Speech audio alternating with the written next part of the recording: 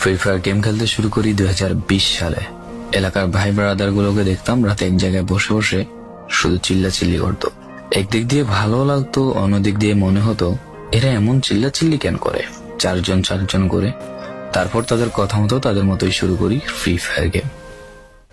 প্রথম দিন গেম খেলে রাত জেগেছি 11টা, যেটা ছিল রাত জেগার প্রথম কারণ এবং প্রথম ভালোবাসা। এলাকার বন্ধুরা মিলে রাত হলেই আড্ডার আসর দিয়ে বসতাম আর শুরু করতাম গেম খেলা।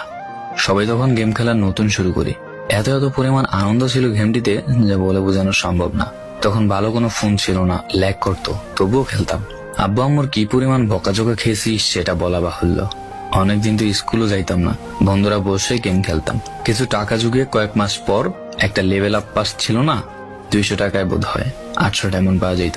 তো সেখান থেকে 800 ডায়মন্ড থেকে একটা অলক ক্যারেক্টার নিই। আর সেই অলক ক্যারেক্টার ছিল তখনকার সময়ের সবচেয়ে দামি ক্যারেক্টার। তখনকার দামি প্লেয়ার মনে হতো নিজেকে। আবার গেমের ভিতর অনেকের সাথে বন্ধুত্ব পর্যন্ত হয়ে গিয়েছিল। গেমের ভিতরে বন্ধুত্ব হলেও বাস্তব ছিল বন্ধুত্বগুলো।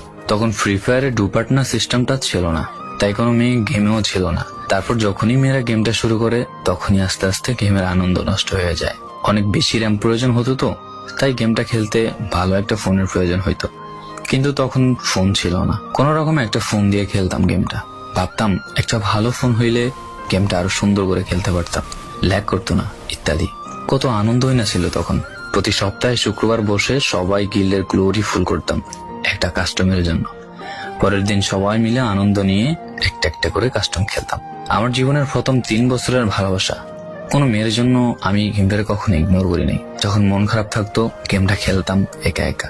একটা ভয় পাইলেই তৎক্ষণাৎ মন ভালো হয়ে যাইতো, মুখে সব সময় একটা মৃদু হাসি থাকতো।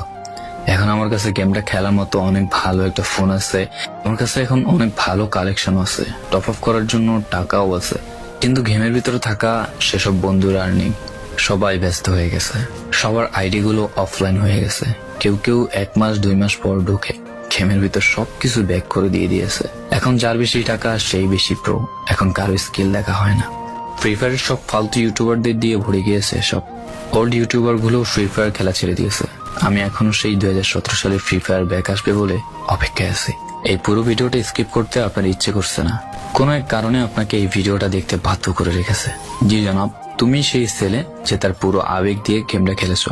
তুমি সেই ছেলে যে 2017 সালে ফ্রি ফায়ারের মিউজিক শুনলে কান্না মুখ করে ফেলো।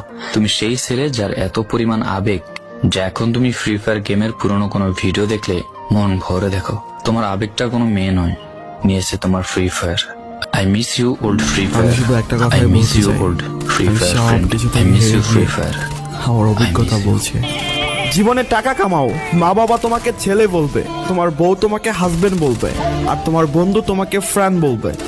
আর যদি সম্মানের কথা বলি তাহলে লোক তোমার বয়স দেখবে না, তোমার পা ছুবে সবাই। दिल की बातें दिल ही जाने, हम दोनों कहीं पे मिल जाएंगे एक दिन। इन उम्मीदों पे ही मैं हूँ जिंदा। दर्द दिलों के कम हो जाते, मैं और तुम गर हम हो जाते, मैं और तुम गर हम हो जाते।